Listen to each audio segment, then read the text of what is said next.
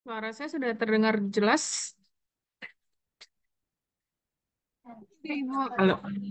Sudah ya? ya sudah. Maaf. Sudah, Kita Bu. menunggu teman-teman yang lain masuk dulu ya. Ini baru 5 orang bersama saya. Berarti baru 4 orang yang masuk. Kita menunggu teman-teman yang lain masuk ya. Siap, Bu.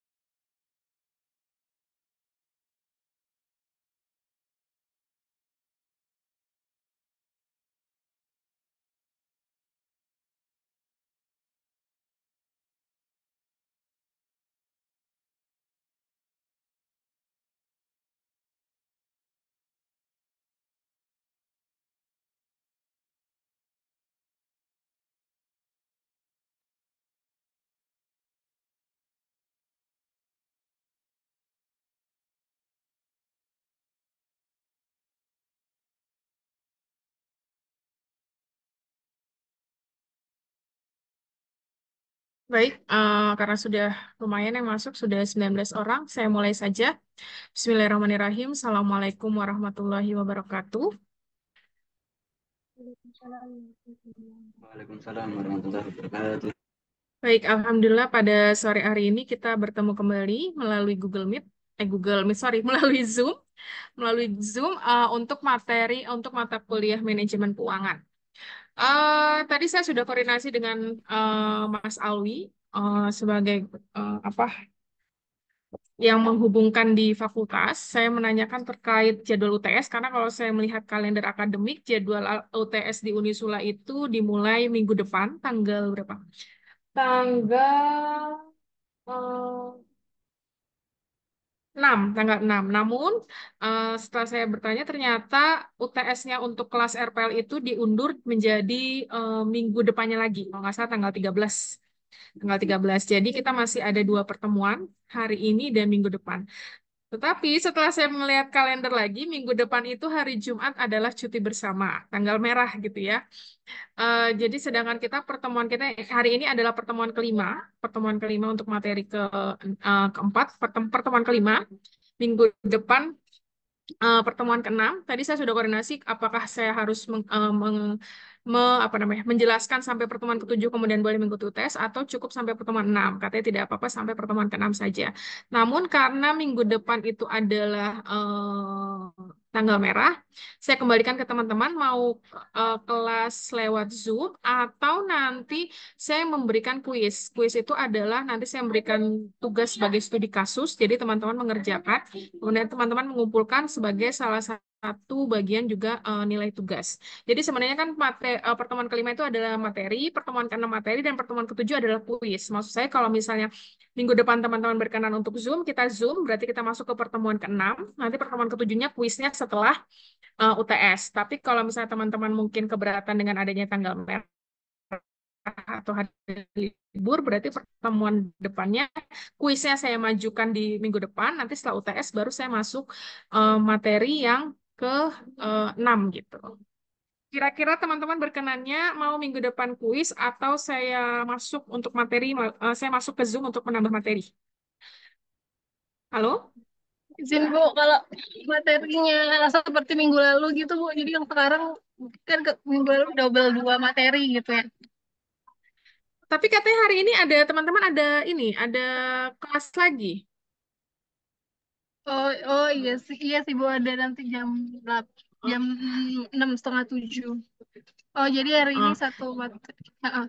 uh, Maksud saya, jadi gini, ah, harusnya itu kan masih ada dua materi, satu kuis, gitu kan. Kita kekurangannya dua materi, satu kuis.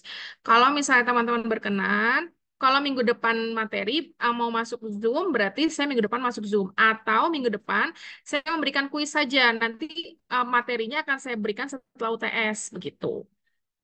Maksud saya teman-teman minggu depan itu berkenannya mau pertemuan melalui Zoom atau saya berikan kuis saja. Saya berikan kuis artinya saya memberikan contoh soal atau contoh studi kasus, teman-teman mengerjakan, kemudian mengumpulkan. Jadi tidak ada Zoom begitu. Jadi hanya tugas saja. Begitu. Teman-teman berkenannya bagaimana? Astagfirullahaladzim. Atau mau hari ini dua materi? Kalau mau hari ini dua materi, saya lanjut dua materi. Iya, jadi kalau hari ini dua materi, berarti minggu depan libur gitu ya Bu ya? Nggak libur, tetap tetap tugas gitu Oh, sebenarnya. tetap tugas. Tetap tugas. Jadi Gimana minggu depan teman-teman? sebenarnya tetap tugas. Hmm. Maksud saya, atau tugasnya berarti nanti setelah UTS. Jadi hari ini saya kasih dua materi, minggu depan tidak ada tugas, tidak ada pertemuan. Nanti eh, tugasnya setelah UTS berarti atau sebelum UAS nanti. Ini saya kembalikan karena kan mungkin pertemuan kita kan lewat Zoom mungkin lebih fleksibel buat teman-teman. Tapi kan mungkin ada juga yang mungkin sudah merencanakan misalkan ada kegiatan bersama keluarga dan lain sebagainya begitu ya. Karena kan itu sudah libur gitu, tanggal libur gitu. Seharusnya kan tidak masuk. Saya hanya memberikan opsi saja. Bagaimana? Ini sebelum saya mulai ini. Bagaimana teman-teman? Nggak ada Mas respon, saya Hasan, bingung. atasan mau apa?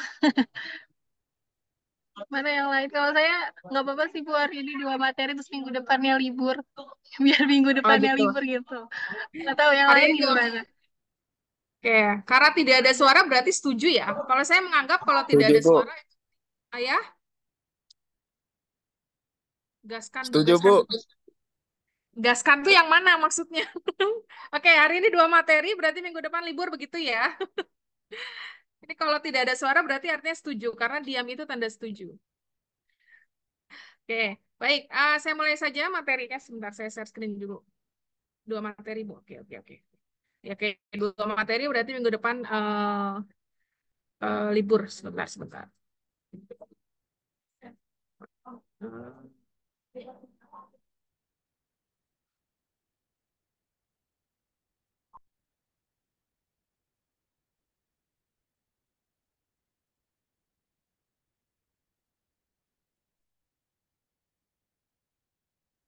Sudah terlihat ya materinya? Oke, hari ini saya Sudah, akan Bu. bahas tentang, sudah terlihat materinya? Sudah, Bu. Sudah, Bu. Oke. Hari ini saya akan bahas tentang pengelolaan hutang. Kalau kemarin lebih kepada bagaimana manajemen apa dalam keluarga, kemudian lebih kepada definisi, kemudian bagaimana pembagian dari mana investasi, ada pembagian berapa persen harus investasi, kemudian berapa persen harus penggunaan, berapa persen harus saving. Nah, kalau sekarang lebih kepada mengerucut kepada pengelolaan hutang. Kemudian minggu kemarin kita juga membahas tentang perbankan gitu ya. Saya lebih mengenalkan kepada perbankan. Kalau sekarang saya lebih mengenalkan bagaimana pengelolaan hutang. Ini lebih kepada bagaimana ketika kita mau mengajukan hutang atau mengajukan kredit kepada baik itu lembaga keuangan, koperasi ataupun secara lembaga pembiayaan begitu ya. Apa saja yang harus dipertimbangkan, kemudian sikapnya bagaimana, tujuannya apa, kemudian jenis-jenis hutangnya apa saja. Ini lebih kepada pengenalan bagaimana pengelolaan hutang. Oke, saya lanjut. Oke.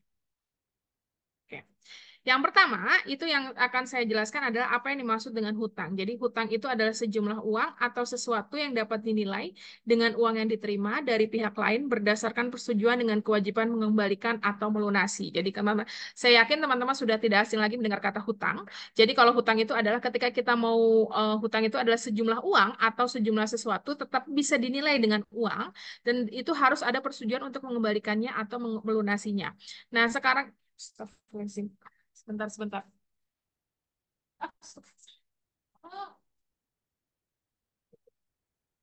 Oke, ada kewajiban mengembalikan atau melunasi. Nah, sekarang hutang itu juga bisa dikatakan atau bisa diartikan sebagai transfer pendapatan masa mendatang untuk meningkatkan konsumsi masa sekarang. Jadi misalkan maksudnya transfer pendapatan bagaimana? Misalkan sekarang gini, nanti kita akan masuk ke dalam jenis-jenis kepemilikan jenis-jenis hutang. Misalkan teman-teman mengajukan hutang KPR. KPR itu adalah kredit pemilikan rumah.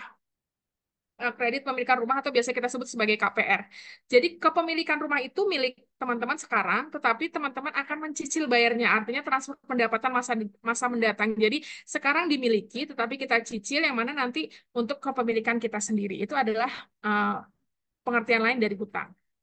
Nah, sekarang ada sindrom dan sikap berhutang. Bagaimana sindrom berhutang, bagaimana sikap terhadap berhutang. Yang pertama yang menjadi sindrom berhutang adalah satu kebiasaan. Biasanya orang yang mungkin kebiasaan itu adalah misalkan orang yang biasanya ini lebih kepada karena terperangkap dalam gali lubang tutup lubang. Oh, sekarang sudah ini nih hutang di A, kemudian hutang di A belum lunas dia hutang lagi atau kebiasaan itu artinya misalkan setiap saat dia bisa berhutang. Kemudian yang kedua adalah keterpaksaan. Keterpaksaan dapat diartikan misalkan dia memang sudah kepepet, savingnya sudah tidak ada, kemudian habis itu asetnya sudah tidak ada, dia memang harus meminjam hutang. Nah itu ada keterpaksaan. Kemudian yang ketiga ada terperangkap dalam gali lubang tutup lubang. Artinya gali lubang tutup lubang itu misalkan kita punya pinjaman sebanyak 5 juta, kita nggak bisa bayar 5 juta, kita pinjam lagi di tempat lain untuk menutupi utang yang 5 juta itu adalah gali lubang tutup lubang. Kemudian bagaimana sikap berhutang?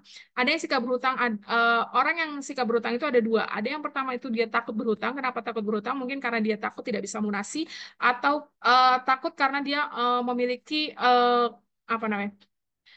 Pendapatan yang tidak bisa untuk mencicilnya bagi itu. Kemudian yang kedua adalah ada orang juga yang bersikap hobi berhutang. Artinya mungkin setiap tahun atau setiap berapa tahun dia mempunyai hutang gitu.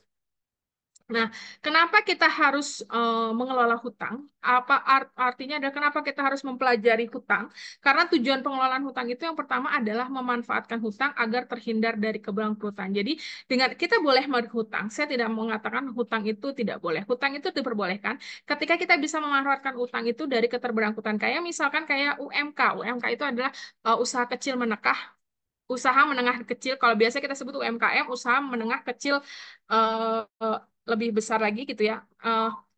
Kemudian ada usaha kecil menengah, ketika dia mau mengembangkan usahanya, mereka mengajukan pembiayaan atau mengajukan kredit kepada perbankan atau lembaga keuangan. Nah, itu adalah agar mereka terhindar dari keberangkrutan. Nah, yang kedua, pemanfaatan hutang juga bisa meningkatkan kesejahteraan keluarga. Dari mana kesejahteraan keluarga? Misalkan, ada keluarga yang baru mau menikah, kemudian dia mau memiliki rumah, tapi dia harus melihat dulu, oh dari gaji saya, dari gaji suami dan istri, ternyata bisa nih saya memiliki rumah. Kalau misalkan saya memiliki rumahnya beberapa tahun yang akan datang, mungkin mahal begitu ya.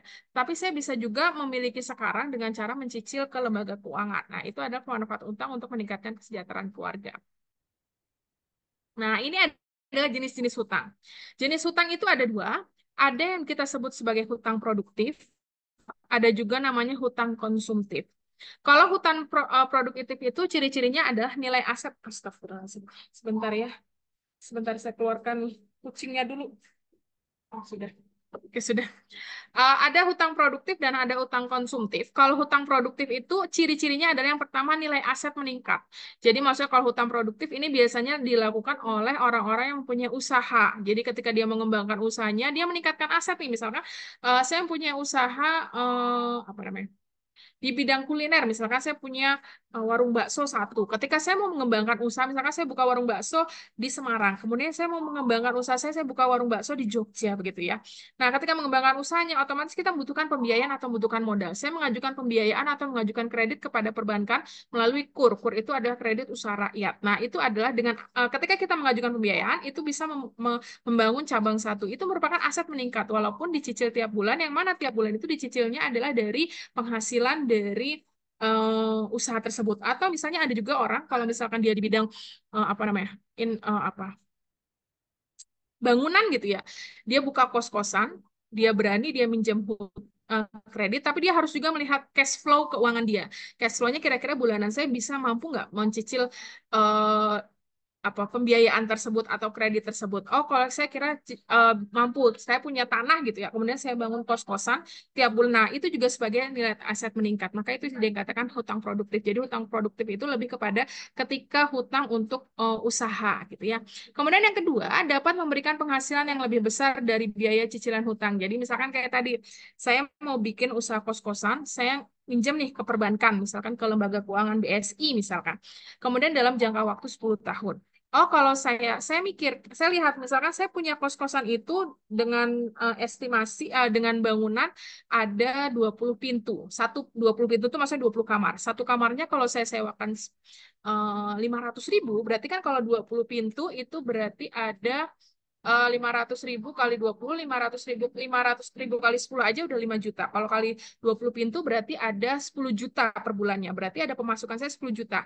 Ketika saya menghitung, ketika kalau saya mengajukan pembiayaan, ternyata cicilannya itu ke bank itu hanya setiap bulannya hanya 5 juta. Berarti penghasilan yang saya dapatkan itu bisa menutupi cicilan. Jadi dengan bangun kos-kosan, saya nyicil ke bank itu tiap bulan saya bayar 5 juta, tetapi penghasilan yang saya dapatkan dari kos-kosan adalah 10 juta. Berarti 5 jutanya itu masuk ke dalam uh, apa pendapatan saya. Nah, itu artinya ada dapat memberikan penghasilan lebih besar daripada cicilan hutang. Jadi bukan berarti ketika teman-teman mengajukan hutang untuk usaha, teman-teman tidak menghitung. Teman-teman harus menghitung apakah usaha yang akan saya bangun itu bisa menutupi cicilan yang harus saya bayarkan setiap bulan begitu.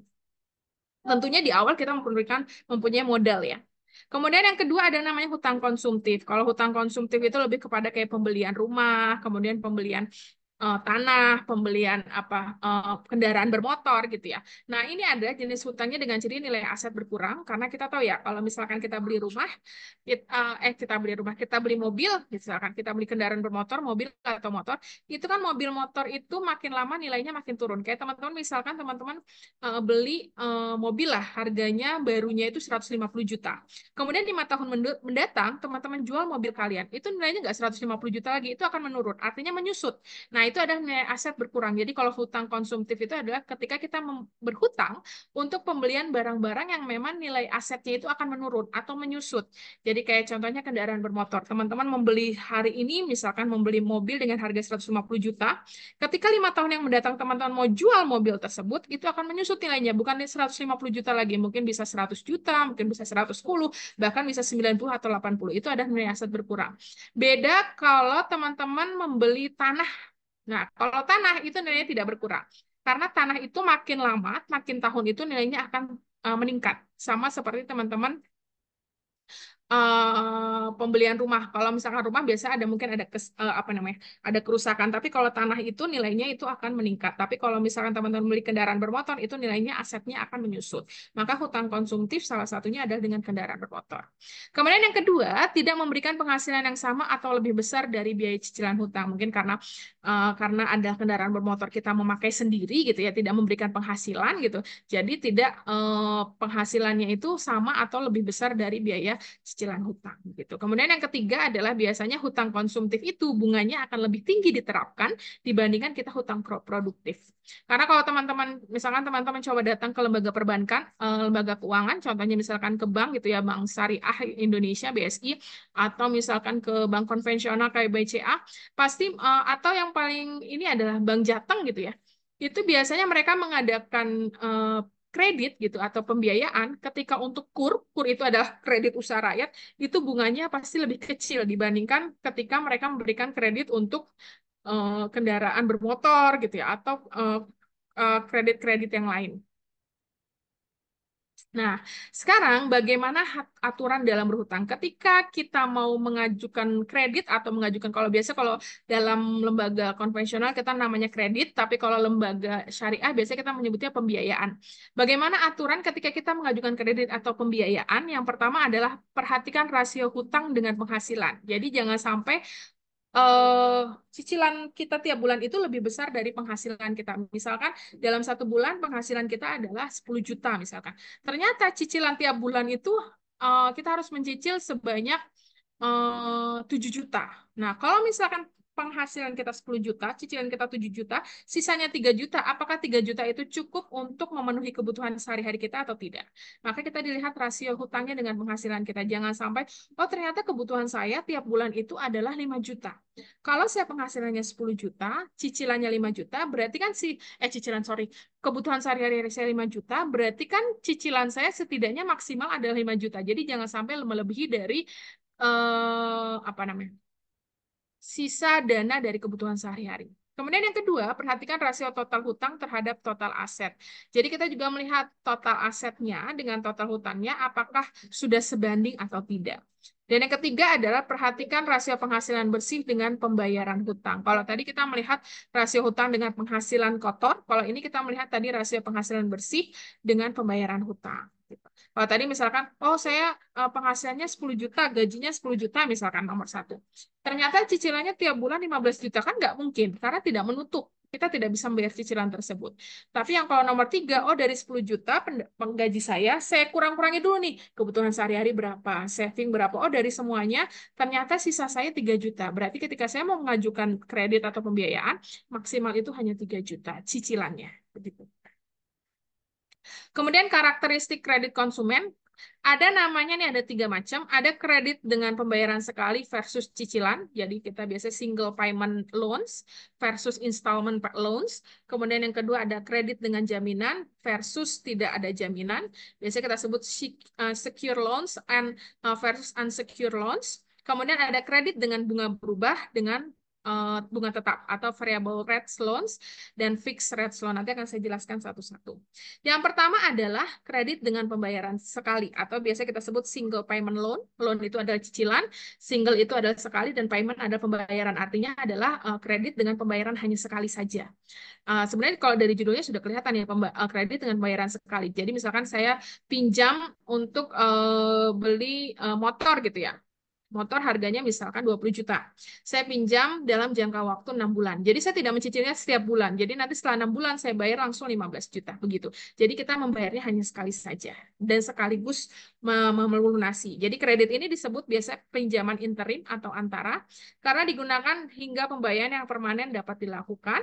Dan pinjaman dibayar kembali dalam satu kali pembayaran ditambah bunga. Jadi biasanya kan ada bunganya ya. Misalkan kayak tadi saya beli motor harganya 15 juta dalam jangka waktu 6 bulan, misalkan bunganya 10%, 15 juta berarti 1.500.000. Berarti 16.500.000 saya bayarkan setelah 6 bulan.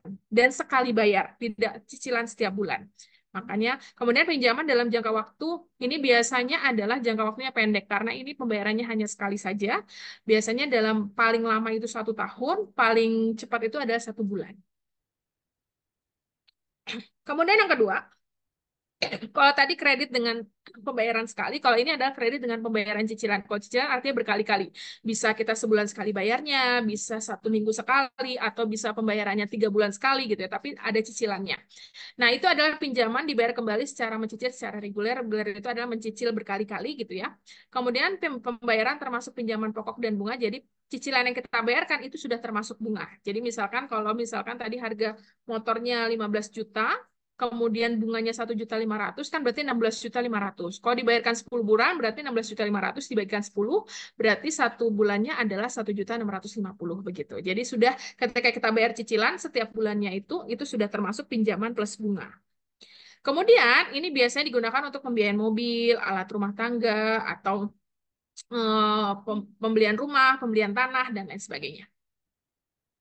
Nah, kemudian selanjutnya ada namanya amortisasi pinjaman dengan cicilan. Maksudnya apa amortisasi pinjaman dengan cicilan? Nanti akan saya jelaskan di gambar gitu ya, tata cara perhitungannya, tapi cuma sebagai teman-teman biar mengerti. Biasanya ini itu diterapkan di hampir semua lembaga keuangan, hampir ya. Hampir semua lembaga keuangan itu pasti menerapkan amortisasi pinjaman dengan cicilan. Jadi kalau teman-teman mungkin punya kredit dipinjam di lembaga keuangan gitu ya, coba aja minta di-printkan cicilan setiap bulan. Nanti itu akan kelihatan.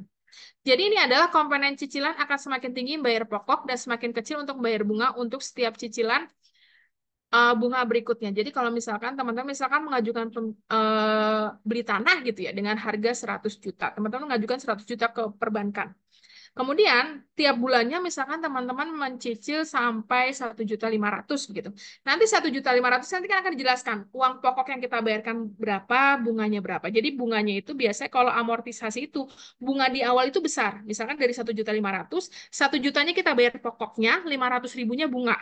Nah, makin lama bunganya itu makin kecil, pokoknya makin besar. Oh, makin lama nanti bulan terakhir kita bayar pokoknya 1.300.000 misalkan, bunganya ada 200.000. Itu yang kita sebut sebagai amortisasi pinjaman atau amortization, installment loan amortization. Nah, bentuknya akan seperti ini. Ini teman-teman bisa melihat ya contohnya.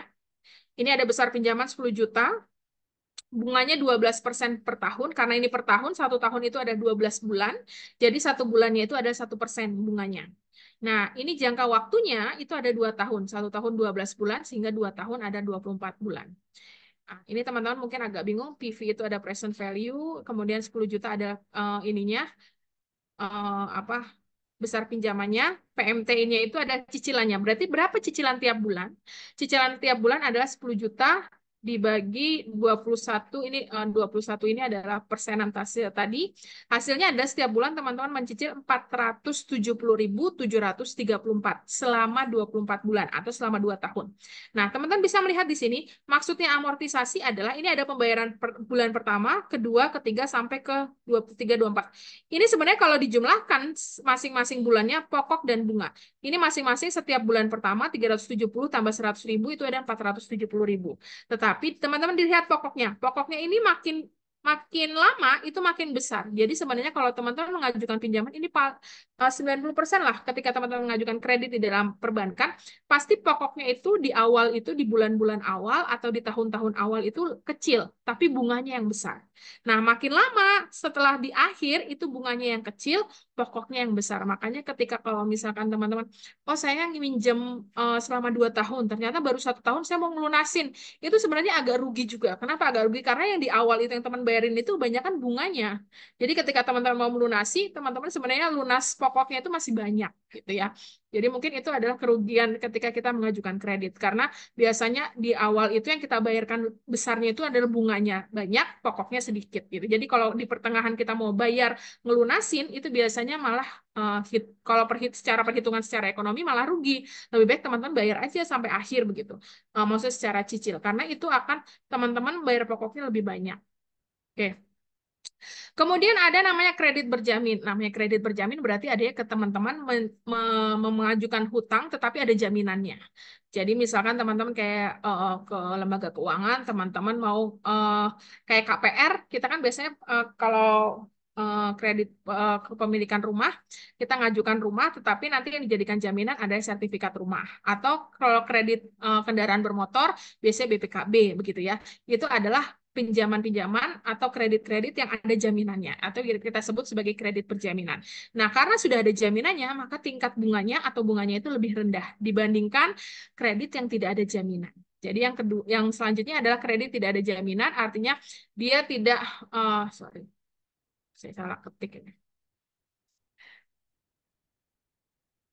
Dia tidak memerlukan penjamin atau tidak ada jaminan. Misalkan biasanya ini mungkin lebih kepada pinjaman-pinjaman dalam apa ya jumlah yang sedikit biasanya. Nah itu adalah biasanya ditawarkan kepada orang yang memang sudah memiliki sejarah atau sudah memiliki catatan bahwasanya dia menjadi apa ya orang yang peminjam dengan tepat waktu begitu. Dan ini tingkat bunganya lebih tinggi. Kenapa tingkat bunganya lebih tinggi? Karena dia tidak ada jaminan. Kalau ada jaminan biasanya tingkat bunganya lebih rendah. Nah, kemudian ada kredit dengan bunga tetap. Kalau kredit dengan bunga tetap artinya menerapkan tingkat bunga yang sama selama masa kredit, memiliki tingkat suku bunga yang lebih tinggi, dan kredit dengan bunga tetap sering digunakan pada kredit konsumen. Jadi kalau kredit bunga tetap gini, teman-teman mengajukan kredit misalkan kendaraan bermotor, mobil gitu ya, dalam jangka waktu 10 tahun.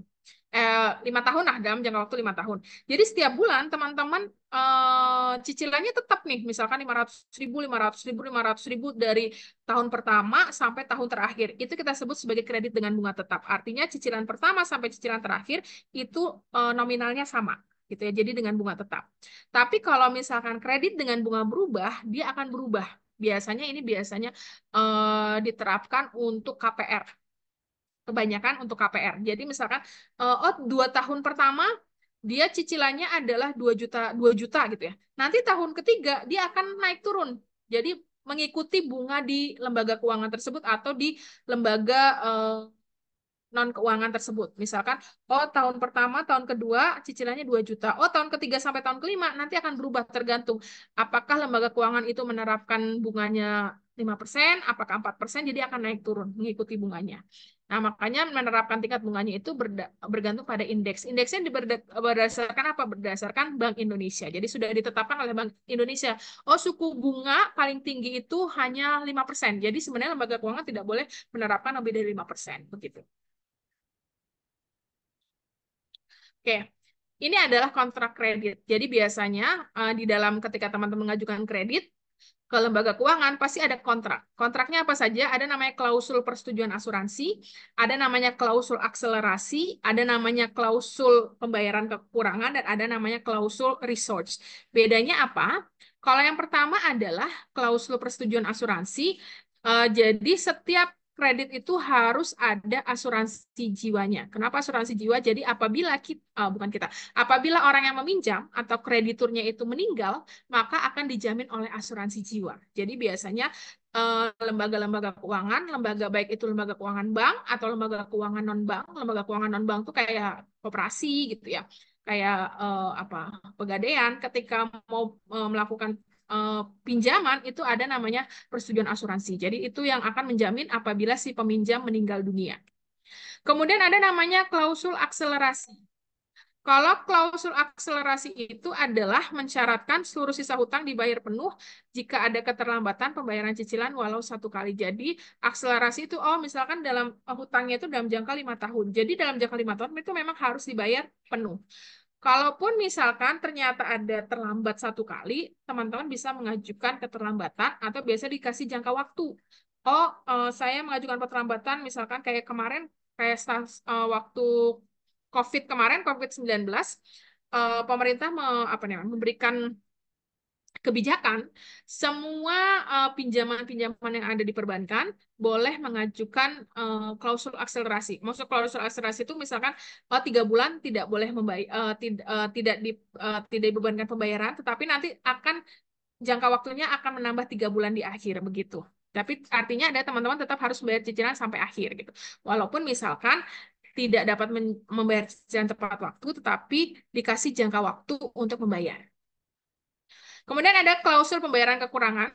Jadi kalau klausul pembayaran kekurangan itu mensyaratkan sejumlah uang selain jumlah yang harus dibayarkan jika nilai jaminan diperkirakan tidak menutupi jumlah pinjaman. Biasanya misalkan gini, teman-teman mengajukan KPR. KPR harga rumahnya itu ternyata kalau dinilai jual itu hanya 500 juta. Teman-teman mengajukan pinjaman misalkan berapa? 500 juta. Biasanya kalau KPR itu ya tidak bisa 100% diajukan pinjaman. Biasanya kita harus membayar DP dulu atau down payment. DP itu adalah kepanjangan dari down payment atau uang muka. Jadi biasanya di maksimal itu pinjaman KPR itu ada 80%. Misalkan harga rumahnya 500 juta.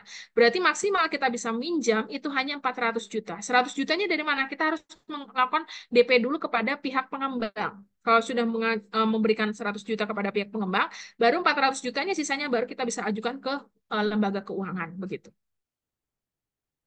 Kemudian klausul research atau penolong maksudnya adalah menentukan kemampuan pemberi pinjaman untuk mendapatkan saldo akhir kredit, penyitaan dan pemotongan upah atau penyitaan atau penggadaian aset. Ini artinya adalah ketika si kreditur ternyata tidak bisa membayar cicilan, maka biasanya akan diambil jaminannya. Kayak misalkan kalau tidak bisa membayar, kalau jaminannya misalkan sertifikat rumah, maka akan digadaikan rumahnya. Kalau misalkan agunannya atau jaminannya adalah BPKB, biasanya akan dijual kendaraan bermotor tersebut, begitu ya. Nah, ini jenis kredit konsumen spesial, ada kepemilikan rumah, tadi atau biasa kita sebut KPR, begitu ya. Ada kredit pemilikan kendaraan bermotor, ada kredit lainnya. Nah, kalau kredit kepemilikan rumah, nah yang dijadikan jaminan adalah sertifikat rumah tersebut. Nah, ini adalah memungkinkan untuk pinjam sampai 80%. Jadi nanti biasa kalau KPR itu bukan pihak perbankan, pihak lembaga keuangan akan datang melihat rumahnya. Dengan luas tanah sekian, luas bangunan sekian, di tiap daerah memiliki nilai jual beda ya. Misalkan kayak di Semarang saja. Rumah yang ada di Genuk misalkan dengan rumah yang ada di Gunung Pati itu nilai jualnya tiap meternya per meternya berbeda. Maka biasanya pihak lembaga keuangan akan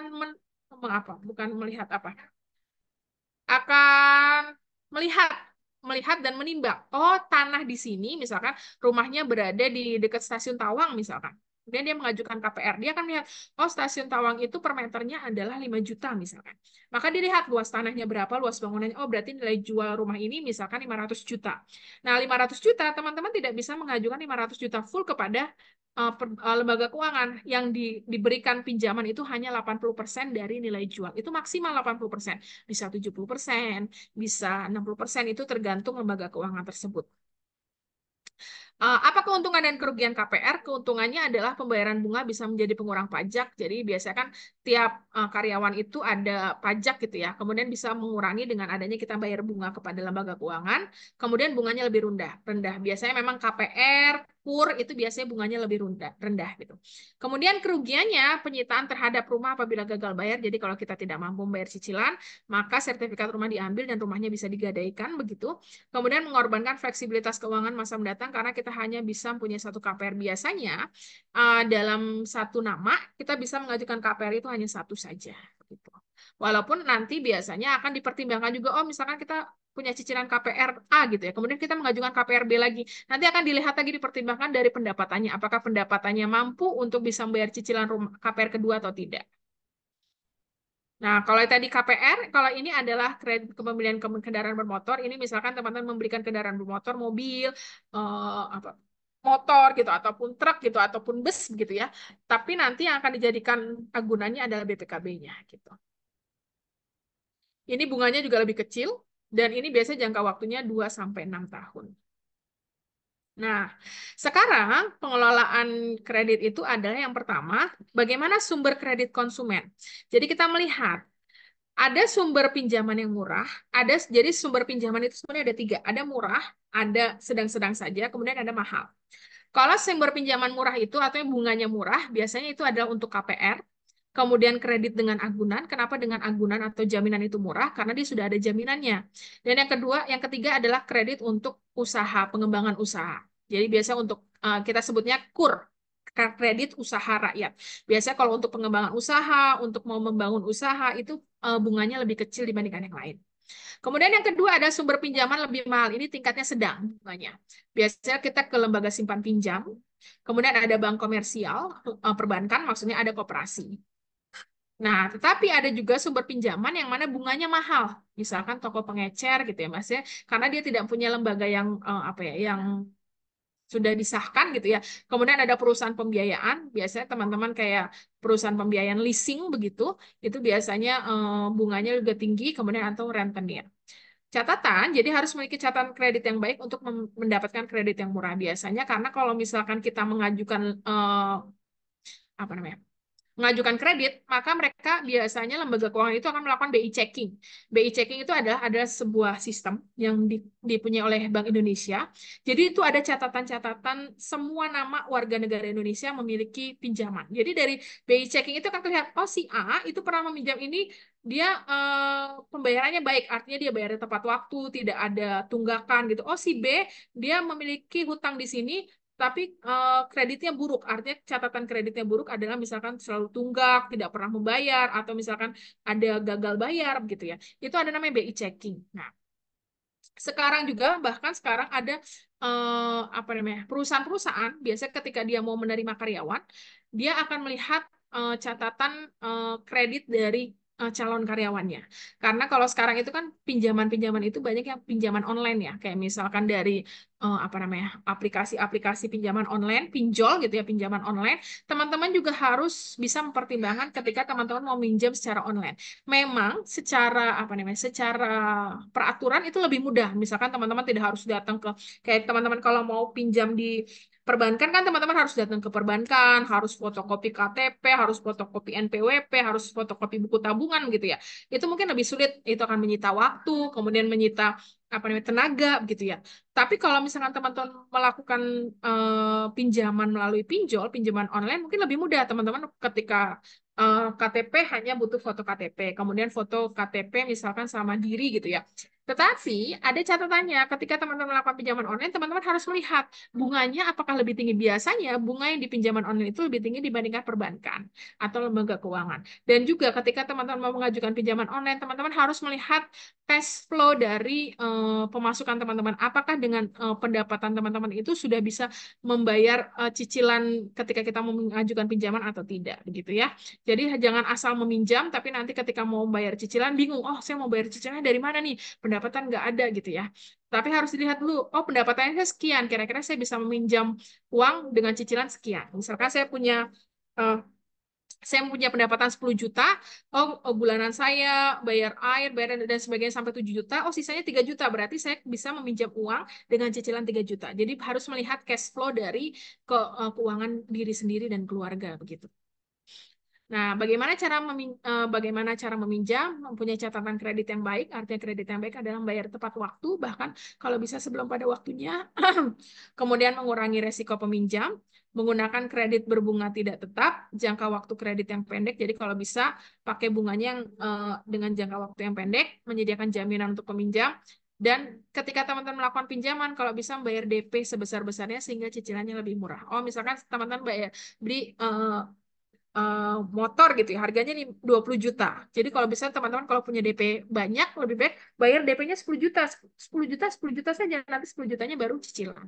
Jadi karena semakin besar DP yang kita bayarkan, maka cicilannya akan semakin rendah. Sebaliknya, kalau DP-nya kecil, maka cicilannya akan banyak. Begitu. Nah, kapan waktunya meminjam? Jadi, kapan waktunya meminjam? Apabila yang pertama memang perlu melakukan pembelian. Oh, jadi teman-teman harus mempertimbangkan, oh, kira-kira saya butuh nggak nih? Misalkan teman-teman butuh kendaraan bermotor, mau beli mobil. Dipertimbangkan dulu apakah mobil memang menjadi kebutuhan teman-teman atau hanya keinginan saja. Karena kita harus mempertimbangkan, oh, kalau memang kebutuhan, berarti, oh, kalau saya beli mobil, itu lebih baik ketika daripada saya misalkan, oh, saya mau beli motor. Lebih baik saya beli motor gitu dengan cicilan daripada saya harus setiap hari ke kantor atau ke kampus dengan Gojek gitu, itu akan lebih mahal. Jadi harus mempertimbangkan apakah itu menjadi kebutuhan prioritas atau tidak. Kemudian yang kedua, apakah sesuai dengan rencana keuangan? Jadi ketika kita mau minjam, kita harus melihat rencana keuangan kita sudah sesuai atau tidak. Ketika kita berani mengajukan pinjaman, kita harus juga harus menghitung apakah kita mampu tiap bulan itu membayar cicilan yang sudah dihitungkan gitu ya. Kemudian jika tunai digunakan, dapatkah menjaga likuiditas? Likuiditas itu maksudnya gini. Likuiditas itu adalah barang yang bisa diperjualbelikan kapan saja. Jadi ada sebenarnya kalau di dalam ekonomi, ada barang-barang yang liquid dan ada barang-barang yang tidak liquid. Kalau liquid itu adalah barang-barang yang bisa diperjualbelikan kapan saja. Kayak contohnya apa? Emas. Emas itu ketika misalnya teman-teman punya emas, teman-teman mau butuh kapanpun, teman-teman jual ke toko emas, itu bisa dijual kapanpun. Tapi beda sama tanah. Teman-teman punya tanah nih, 1000 meter. Teman-teman butuh uang sekarang. Teman-teman tidak bisa jual langsung. Karena kan butuh cari pembelinya siapa yang tertarik sama tanah kita. Artinya itu adalah kalau tanah itu adalah barang yang tidak liquid. Artinya barang tidak liquid adalah tidak bisa diperjualbelikan kapan saja. Tapi kalau emas itu bisa diperjualbelikan kapan saja. Jadi ketika teman-teman membeli aset, teman-teman harus bisa melihat apakah itu aset yang liquid atau tidak liquid gitu ya. Karena sekarang juga ada namanya kredit emas, cicil emas. Karena kan gini, saya tidak sampaikan di sini. Ada namanya kredit emas. Kredit emas itu ada teman-teman membeli emas sekarang, tapi dengan cicil. Sebenarnya kredit emas itu ada salah satu keuntungan teman-teman adalah mengunci harga emas. Karena kita tahu ya, emas itu setelah dari sebelum Ramadan itu sudah naik. Padahal dari sebelum Ramadan itu mungkin emas itu masih 1.050.000, 1.100.000 lah. Sekarang itu harga emas 1 gramnya sudah 1.230.000. Dan menurut para analis, emas itu tidak akan kurang dari 1.200.000 sekarang. Kemungkinan naik, kemungkinan ada. Tapi walaupun turun, tidak akan kurang dari 1.200.000. Padahal dari sebelum Ramadan, emas itu 1 gramnya adalah 1.050.000, 1.100.000. Artinya, emas itu kan makin lama makin meningkat. Jadi bisa juga kita misalkan menabung dengan cara cicil emas, dengan kredit emas. Artinya ada kita tiap bulan membayar emas tersebut, itu sebenarnya adalah untuk mengunci harga emas yang sekarang. Sehingga ketika kita mau memilikinya setahun yang akan datang, itu kita sudah memakai harga yang sekarang. Gitu. Nah, ini adalah langkah ketika tidak dapat membayar tagihan. Jadi kita misalnya teman-teman punya cicilan, kemudian tidak bisa membayar, maka teman-teman harus yang pertama, yang paling utama sekali, teman-teman harus merencanakan apa yang harus teman lakukan untuk mendapatkan hasil yang lebih untuk dapat bisa membelanjakan atau membayar tagihan tersebut. Jadi teman-teman harus, apalagi sekarang zamannya itu adalah zamannya serba online. Teman-teman bisa menjadi affiliate gitu ya, Shopee affiliate, kemudian market affiliate, atau teman-teman bisa menjual produk digital, atau teman-teman bisa melakukan pelatihan secara digital gitu ya. Kalau zaman dulu kan ketika teman-teman mau menjual apapun, teman-teman harus punya toko. Kalau sekarang teman-teman nggak harus punya toko, teman-teman punya akun marketplace, akun Tokped, akun Shopee, teman-teman bisa menjual barang teman-teman dari ujung apa ya? Dari timur ke barat gitu. Teman-teman, walaupun teman-teman sekarang misalkan berada di Jawa Tengah, teman-teman bisa menjual barang sampai ke Sulawesi, sampai ke Papua begitu. Artinya adalah sebenarnya dengan adanya zaman yang sudah menuju 5.0 gitu ya, zaman yang menuju itu adalah sudah dikendalikan oleh teknologi. Jadi kalau kita mengatakan karena sekarang zamannya adalah 5.0, zaman era kelima, artinya segala sesuatu kita itu sudah dikendalikan oleh teknologi. Walaupun memang ada sisi positif dan negatif. Sisi negatifnya adalah ketika kita tidak bisa mengendalikan teknologi, yang ada adalah kita dikendalikan oleh teknologi. Misalkan dengan apa bermain sosmed tidak sepanjang waktu gitu ya. Padahal kalau kita bisa memanfaatkan sosmed itu malah bisa menghasilkan uang yang mungkin bisa menambah pendapatan kita begitu. Karena teman-teman sekarang kalau mau jualan tidak harus punya produk dulu. Teman-teman bisa menjadi misalkan reseller begitu ya. Atau bisa jadi menjadi affiliate begitu. Affiliate itu adalah teman-teman tinggal mengcopy link atau tidak teman-teman jadi kalau affiliate itu lebih kepada marketer. Misalkan teman-teman mempromosikan nanti yang ngirim barang tetap si yang produksi barang tersebut begitu. Kayak seperti reseller.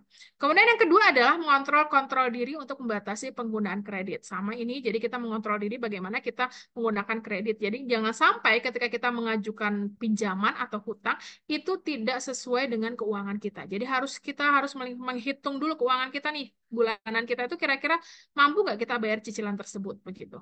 Kemudian yang ketiga, membicarakan dengan kreditor untuk melakukan restrukturisasi hutang. Nah ini adalah misalkan gini, restrukturisasi itu maksudnya adalah misalkan kita meminjam dengan pinjaman 10 tahun dengan cicilan misalkan 2 juta. Setelah berjalan 5 tahun, bagus nih teman kita bisa bayar hutang. Ternyata pada tahun ke-6, ternyata yang peminjam itu tidak bisa membayar 2 juta. Oh, kok kayak saya keberatan ya, mungkin ada hal lain yang memang dibutuhkan sehingga tidak bisa mencicil 2 juta per bulannya. Dia bisa membicarakan kepada pihak perbankan atau lembaga keuangan untuk restrukturisasi hutang. Artinya ada jangka waktu ini diperpanjang lagi, tapi nanti cicilannya lebih dikurangi dari 2 juta per bulan, jadi misalkan 1,5 per bulan, tapi nanti jangka waktunya diperpanjang begitu. Kemudian mencari bantuan konselor. Konselor itu lebih kepada apa ya? Penasehat lah. Makanya ketika teman-teman mengajukan pembiayaan atau mengajukan kredit harus kalau bisa harus ke konselor kredit itu kira-kira saya mampu nggak nih bayar cicilan sekian gitu. Gitu ya. Oke, sampai sini ada yang mau ditanyakan? Sebenarnya udah azan belum ya? Sampai sini ada yang mau ditanyakan? Saya masuk ke materi kedua. Sebentar, saya buka dulu.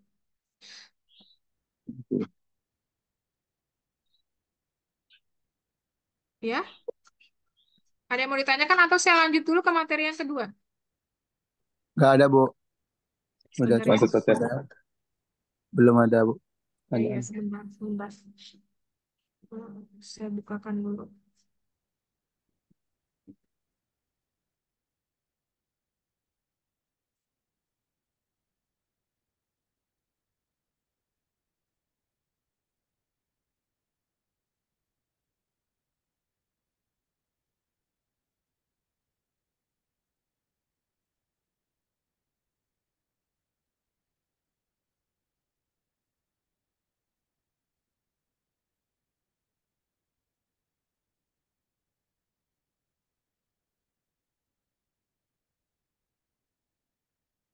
Oke, belum saya share screen ya. Sebentar.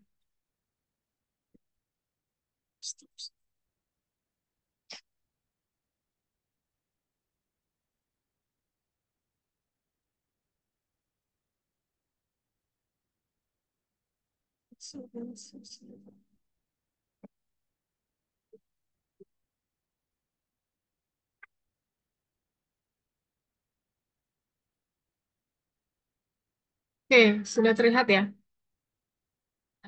Materi selanjutnya adalah tentang takaful atau bisa disebut sebagai asuransi syariah. Sebenarnya kalau asuransi itu dibagi menjadi dua, ada asuransi secara konvensional. Biasanya kalau asuransi konvensional kita menyebutnya asuransi, tapi kalau asuransi syariah kita menyebutnya tidak asuransi, tapi kita menyebutnya takaful. Jadi takaful itu dari takafala ya takafalu gitu ya. Takaful. Oke. Jadi pengertiannya kalau secara bahasa Arab itu takaful itu dari kata-kata atamin. Atamin itu dari kata-kata amana aminu, artinya memberi perlindungan, ketenangan, rasa aman. Kemudian kalau misalkan dari takafulnya sendiri dari kata-kata kafala yakfulu, artinya ada mencukupi nafkah dan mengurusnya. Dari al-kafalah artinya tanggungan atau jaminan. Tapi kalau berdasarkan ensiklopedia hukum Islam, maka takaful itu bisa dikatakan diartikan sebagai sikap anggota masyarakat Islam yang saling memikirkan, memperhatikan, membantu mengatasi kesulitan anggota masyarakat Islam yang satu merasakan penderitaan yang lain sebagaimana penderitaannya dan keberuntungan adalah juga keberuntungan orang lain. Jadi biasanya dari takaful itu adalah ketika teman-teman ke asuransi itu kan sebenarnya banyak ya. Takaful itu banyak macamnya. Ada misalkan asuransi jiwa, kemudian ada asuransi kesehatan, ada asuransi pendidikan gitu. Nah, ini adalah pengertian berdasarkan fatwa DSN MUI di tahun 2001. Jadi asuransi syariah atau takaful atau tadamun, tapi biasanya kita lebih menyebutnya takaful. Jadi adalah usaha saling melindungi dan tolong-menolong di antara sejumlah orang melalui investasi dalam bentuk aset atau tabaruk yang memberikan pola pengembalian untuk menghadapi resiko tertentu melalui akad. Itu berdasarkan DSN. Tapi kalau peraturan Kementerian Keuangan, ini asuransi sendiri yang berdasarkan prinsip syariah, maka harus berdasarkan ta'awun. Ta'awun itu adalah saling tolong-menolong, atau takafuli saling melindungi, yang mana peserta melakukan kumpulan dana yang kita sebut sebagai dana tabaruk. Nanti akan saya jelaskan dana tabaruk. Nah, prinsip-prinsip takaful itu ada saling bertanggung jawab karena yang di dalam takaful itu bukan hanya satu dua orang, tetapi puluhan, ratusan gitu ya. Bahkan ada yang mungkin yang takaful yang memiliki ribuan anggota, yang mana mereka saling bertanggung jawab antara satu dengan yang lainnya, kemudian saling bekerja sama untuk bantu-membantu, dan ada saling melindungi dari segala kesusahan. Ini adalah apa namanya? Dasar dari prinsip tadi. Yang pertama tadi saling bertanggung jawab, maka kita melihat dari ada namanya hadis dari Bukhari dan Muslim. Kedudukan hubungan persaudaraan dan perasaan orang yang beriman antara satu dengan yang lainnya seperti satu tubuh. Apabila salah satu anggota tubuhnya sakit, maka seluruh anggota tubuh lainnya juga ikut merasakannya. Dan seorang mukmin dengan mukmin lainnya itu ibarat sebuah bangunan yang tiap-tiap bagiannya saling menguatkan bagian yang lain. Atau setiap orang dari kamu adalah pemikul tanggung jawab dan setiap kamu bertanggung jawab atas orang-orang yang berada di bawah tanggung jawabnya. Ini adalah dasar dari prinsip takaful yang pertama yang saling bertanggung jawab. Kemudian kalau yang kedua, prinsip takaful yang kedua saling bekerja sama, itu dasarnya ada dari dari Al-Qur'an. Surat Al-Maidah ayat kedua dan dari Al-Baqarah, surat Al-Baqarah ayat 177. Kemudian kalau dari hadis, ada dari hadis riwayat Bukhari, Muslim, dan Abu Daud. Barang siapa yang memenuhi kebutuhan saudaranya, Allah akan memenuhi kebutuhannya, atau Allah senantiasa menolong hambanya selama ia menolong samanya. Wallahu fi aunil abdi, maka nal abdu fi auni akhihi. Jadi artinya adalah Allah senantiasa menolong hambanya selama hambanya itu menolong sesamanya. Itu adalah dasar dari prinsip yang kedua, saling bekerja sama untuk membantu. Kemudian prinsip yang ketiga, saling melindungi dari kesusahan, itu dasarnya ada di Al-Quran surat Quraisy ayat keempat dan Al-Baqarah surat 126. Kemudian di hadis juga ada, sungguhnya seorang yang beriman itu ialah barang siapa yang memberi keselamatan dan perlindungan terhadap harta dan jiwa raga manusia. Artinya adalah orang beriman itu adalah dia memberikan keselamatan, bukan hanya terhadap hartanya, tetapi juga terhadap jiwanya juga. Oke, nah sekarang ada namanya sharing risk. Jadi kalau sharing risk, jadi dalam takaful itu ada namanya pengelolaan risiko syariah atau sharing risk. Jadi kalau misalkan di dalam asuransi atau di dalam takaful, yang di sharing atau yang dibagi itu adalah resiko. Kenapa? Karena masing-masing individu itu memiliki resiko dari jiwa, misalkan resiko dari sakit, itu ada asuransi kesehatan. Kemudian resiko pendidikan, jadi artinya misalkan ada keluarga yang memiliki anak, maka dia harus melakukan misalkan takaful pendidikan untuk menjamin anaknya bisa sampai lulus gitu ya, sampai S1 misalkan. Nah, ini adalah berbagi resiko finansial di antara peserta, kemudian perusahaan asuransi bertindak sebagai operator atau admin. Full of fund itu mereka melakukan pengumpulan dana, ujurnya itu sama dengan pendapatan, nanti akan saya jelaskan satu-satu. Kalau tabaru itu bukan pendapatan, klaim itu bukan juga biaya. Nah, ini kita masuk ke dana tabaru. Nah, dana tabaru yang berdasarkan fatwa DSN MUI tahun 2006, akad tabaru itu adalah adalah akad yang dilakukan dalam bentuk hibah dengan tujuan kebajikan dan tolong-menolong antar peserta, bukan untuk tujuan komersial. Misalkan gini, dalam satu takaful itu kan ada anggotanya banyak. Misalkan ada kita biar mudah ya, misalkan ada 10 anggota, biar mudah hitungnya, 10 anggota. Masing-masing anggota, misalkan mereka ada untuk asuransi jiwa, misalnya untuk asuransi kesehatan jiwa. Nah, mereka memberikan iuran misalkan tiap bulannya adalah 300.000. Nah, 300 ribunya nanti akan diambil misalkan 10%-nya 30 ribu. Nah, 30 ribunya itu akan diambil untuk dana tabaru. Jadi dana tabaru itu nanti ketika ada salah seorang yang melakukan yang misalkan salah seorang anggota yang misalkan untuk bilang misalkan ada kecelakaan begitu ya, nanti diambilkan dananya itu dari dana tabaru tersebut begitu. Jika terdapat surplus underwriting atas dana tabaru, maka boleh dilakukan beberapa alternatif sebagai berikut. Jadi misalkan gini, tadi ada 10 orang. 10 orang dia tiap bulannya itu mereka melakukan iuran, biar mudah lah, melakukan iuran 100 ribu lah. Berarti kan 100 ribu kali 10 adalah 1 juta. Tapi dari 100 ribu itu akan diambil dana tabaru misalkan 20%, 20 ribu. Berarti 20 ribu dikalikan 10. 20 ribu kali 10 berarti 200 ribu. Nah, 200 ribu itu yang dijadikan dana kerjasama. Maksudnya dana kerjasama apa? Apabila salah satu anggota misalnya mengalami kecelakaan begitu, maka nanti diambilkan uang dari 200 ribu itu. Nah, bagaimana kalau surplus underwriting gitu? Misalkan ternyata bulan ini nggak ada nih, semuanya sehat semua, nggak ada yang kecelakaan, nggak ada yang sakit misalkan. Nah, nanti 200 ribu itu ada alternatif. Yang pertama adalah 200 ribu itu bisa disimpan untuk dana cadangan. Jadi ditambahkan untuk dana bulan selanjutnya atau tahun selanjutnya. Misalkan itu di bulan Januari ya. Kemudian itu bisa disimpan untuk bulan Februari untuk sebagai dana cadangan. Atau yang kedua, bisa juga disimpan sebagai dana cadangan dan dibagikan jadi 200 ribu itu 100 ribu bisa sebagian 100 ribunya untuk dana cadangan, kemudian 100 ribunya dibagikan kepada anggota, bisa seperti itu. Atau bisa juga disimpan sebagai dana cadangan dan dibagikan sebagian lainnya kepada perusahaan asuransi dan para peserta sepanjang disepakati oleh peserta. Jadi bisa juga 200 ribunya itu dibagi, sebagian untuk di dana cadangan, sebagiannya itu dibagi antara peserta dan pemilik perusahaan asuransi, tapi itu berdasarkan akad di awal, gitu ya. Itu kalau terjadi dana tabarunya lebih. Bagaimana kalau dana tabarunya itu kurang? Maka kalau dana tabarunya kurang, maka perusahaan asuransi itu wajib menanggulangi kekurangan tersebut dalam bentuk koret atau pinjaman. Jadi misalkan pada bulan Januari tadi kan dana tabarunya 200 ribu, ternyata mungkin salah satu anggotanya ada yang kecelakaan atau ada yang sakit. Dia butuhkannya nggak 200 ribu, dia butuhnya 300 ribu. Padahal dana taburnya hanya 200 ribu. Nah, nanti 100 ribunya itu dari perusahaan asuransi. Tapi dengan akad koret. Atau dengan akad koret itu pinjaman tanpa bunga. Jadi 100 ribunya itu dipinjamkan oleh perusahaan asuransi. Nanti dibayarkannya lagi di dana tabur di bulan kedua, bulan ketiga, atau bulan keempat. Begitu. Pengembalian dana koret kepada perusahaan asuransi disisihkan dari dana tabaru. Nah, ini adalah perbedaan antara asuransi konvensional dan asuransi syariah. Nah, kenapa sih saya memperkenalkan asuransi? Teman-teman kan misalkan punya KIS atau punya BPJS begitu ya. Itu kan juga sebagai salah satu asuransi kesehatan. Jadi mungkin bagi teman-teman, oh saya kok ngerasa saya sehat-sehat saja, ngapain saya ikut BPJS Kesehatan?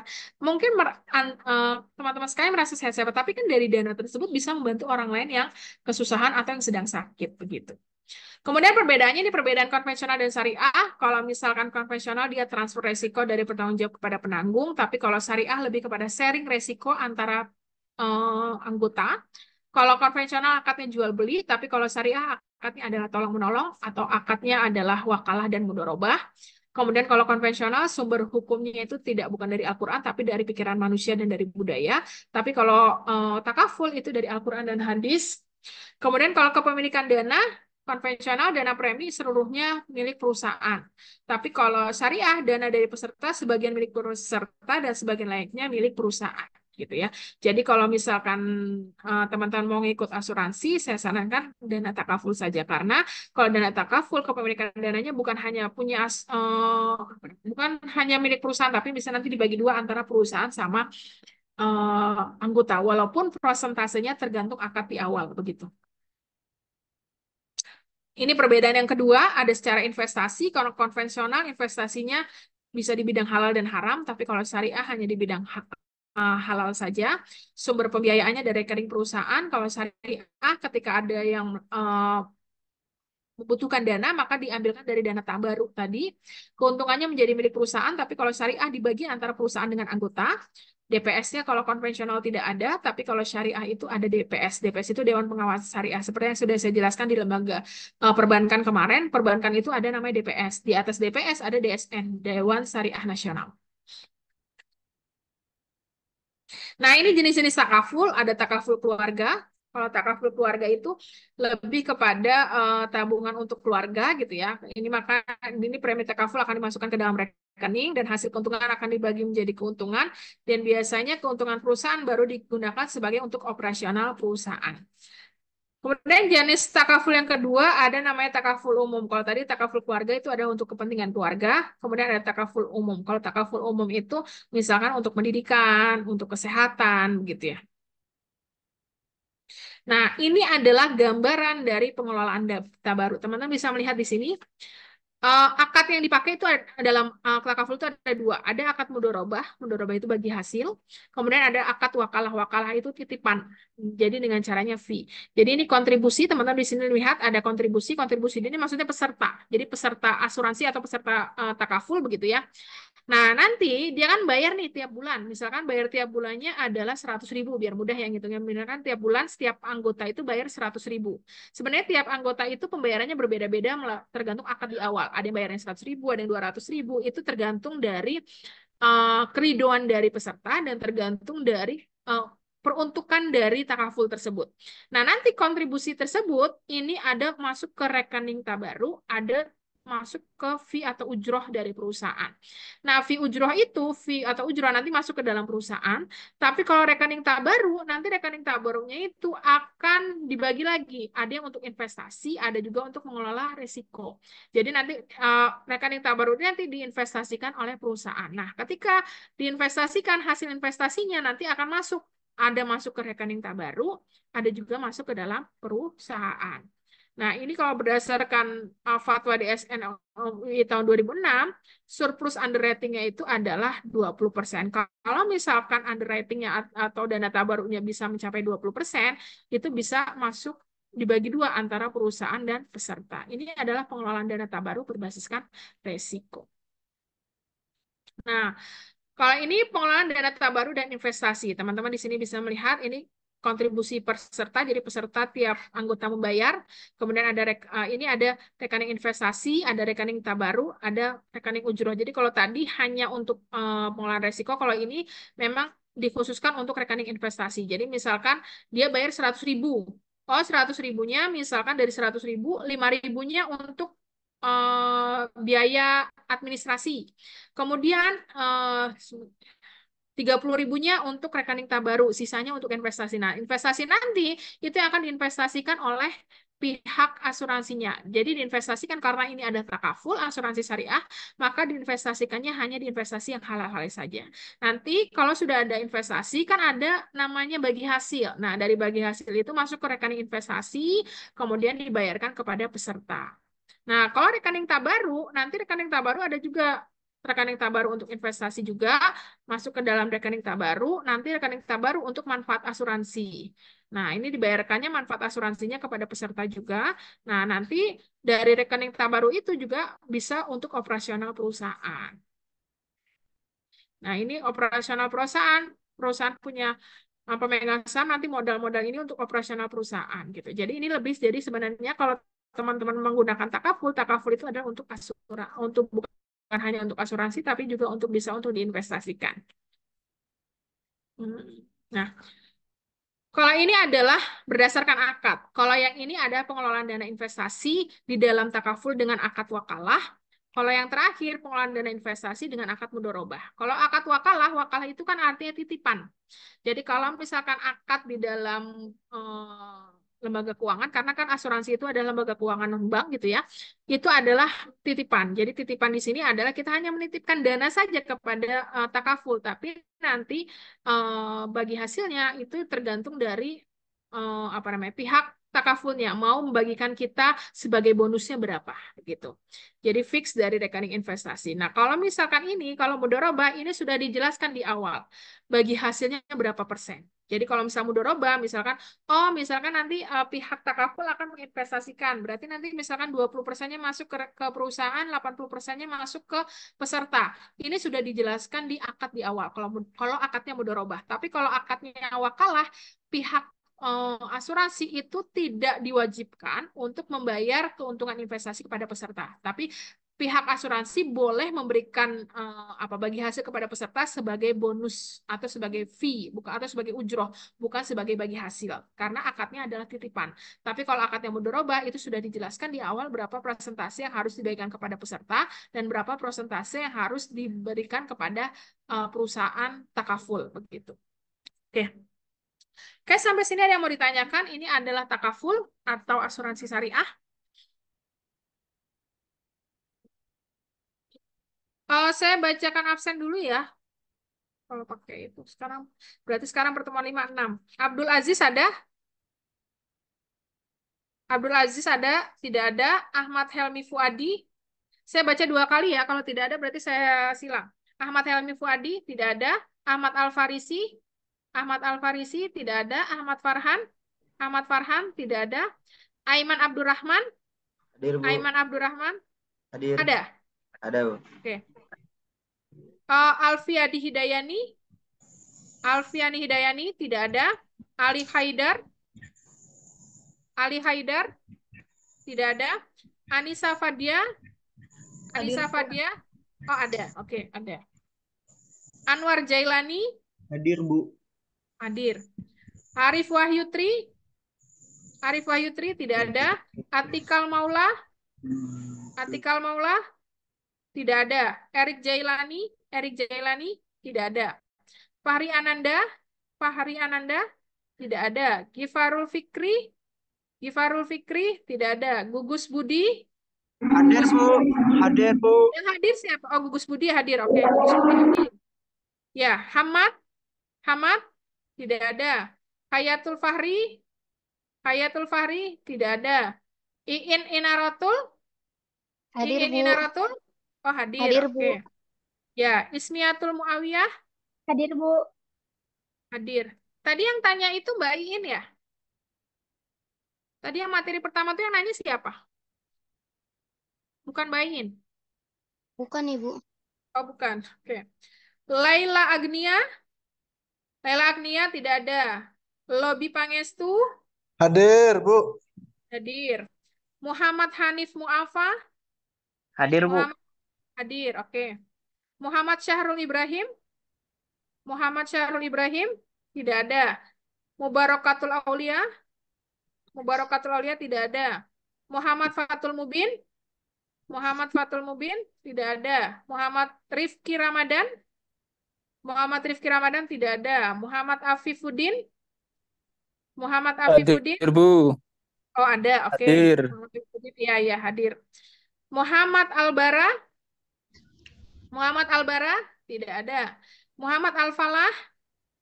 Muhammad Al-Falah tidak ada. Muhammad Arifin. Muhammad Arifin tidak ada. Muhammad Didi Izzuddin Hadir, Ibu. Hadir. ada. Hadir. Oke. Muhammad Didi hadir. Muhammad Hasan Albana Hadir, Bu. hadir. Muhammad Iqbal. Muhammad Iqbal tidak ada. Muhammad Kais Reza. Muhammad Hadir, Ibu. Kais Reza tidak ada. Hadir. Oh, hadir. Oke, hadir. Muhammad Kais hadir. Muhammad Sabikul Umam. Muhammad Sabikul Umam tidak ada. Muhammad Saiful Arif. Hadir, Bu. Oh, Muhammad Saiful Arif ada. Muhammad Yazid. Muhammad Hadir, Yazid Bu. Hadir, Bu. hadir. Oke, hadir. Muhammad Ikhlasul Roid Hadir, Bu. hadir. Oke. Rian Abi Wahyu tidak ada. Rizky Fajar Tabrani. Hadir, Bu. Oh, Rian ada. Oke, Hadir, Bu. Rian ada. Ya. Rizky Fajar Tabrani Hadir, Bu. Hadir, hadir, Bu. Bu, hadir. hadir. Ya. Rian ada, Siapa? Bu. Rian ada. Ya, Rian ada. Sudah. Rian Alvita Hafid Hadir. hadir. Salim. Salim ada? Tidak ada. Suprianto ada? Suprianto tidak ada. Syafikur Rahman ada? Tidak ada. Thomas Syah Al-Kausar ada? Tidak ada. Zainal Jamin ada? Hadir, Zainal Bu. Jamin, Hadir. Zainal Jamin ada. Oke.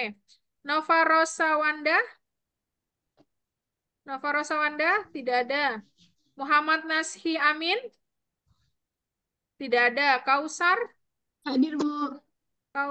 Kausar hadir, oke. Abdul Latif? Abdul Latif? Tidak ada. Ahmad Fauji? Tidak ada. Muhammad Sobirin? Hadir Ibu.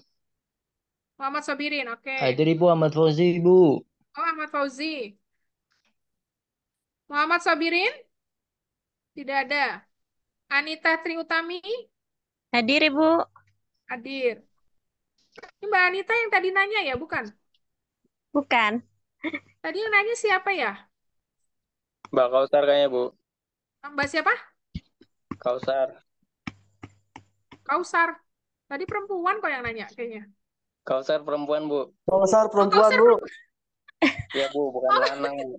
Oh iya, iya, maaf, maaf. Perempuan Ibu. Oke, oke. Muhammad Hanan?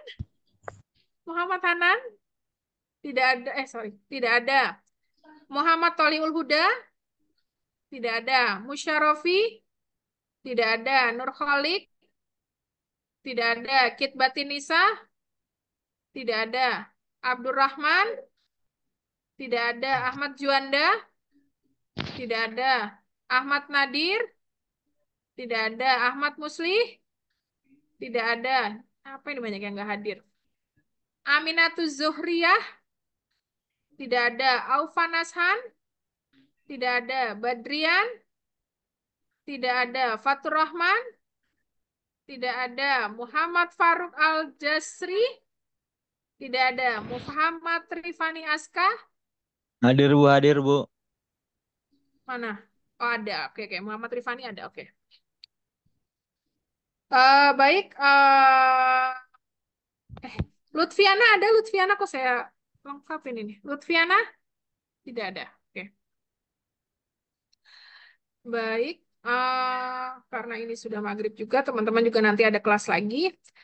Ini hari ini ada pertemuan ke-5 ke-6. Tadinya karena teman-teman tidak mungkin karena minggu depan juga libur, jadi tidak ada kelas minggu depan. Tapi nanti kita ketemu minggu depannya lagi sudah UTS begitu ya. Jadi ini nanti materi akan saya share di grup. Jadi teman-teman silahkan pelajari. Untuk materi UTS adalah materi yang sudah saya berikan di kelas. Jadi materi-materi yang sudah saya sampaikan dari PowerPoint, teman-teman silahkan pelajari. Nanti itu yang akan keluar di UTS.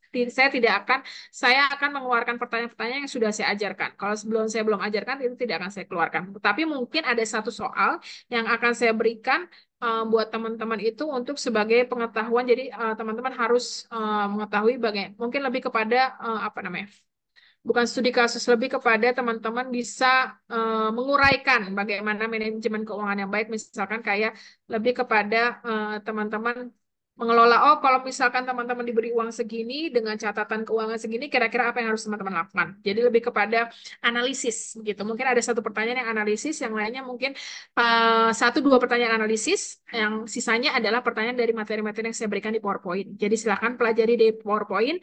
Mungkin satu atau dua soalnya adalah analisis. Jadi akan saya berikan studi kasus, nanti teman-teman memecahkannya berdasarkan pengetahuan teman-teman, berdasarkan analisis yang harus teman-teman lakukan ketika teman-teman diberi kasus seperti itu di dalam sebuah keluarga, misalkan begitu. Oke. Kenapa Mas Rizky Fajar? Raise hand. Mas Rizky Fajar, raise hand kenapa? Ini, Bu, tolong minta ini ya, Bu. Materi yang pertama, Bu. Oh ya, materi pertama itu adalah RPS. Jadi sebenarnya materi pertama itu RPS, Bu. bukan materi PowerPoint, tapi lebih pada RPS. Jadi kemarin belum saya share, saya juga lupa. Jadi nggak saya share karena bukan materi. Jadi yang saya share biar teman-teman lebih kepada fokus kepada materinya saja. Jadi nanti mungkin RPS-nya akan saya share di akhir pertemuan.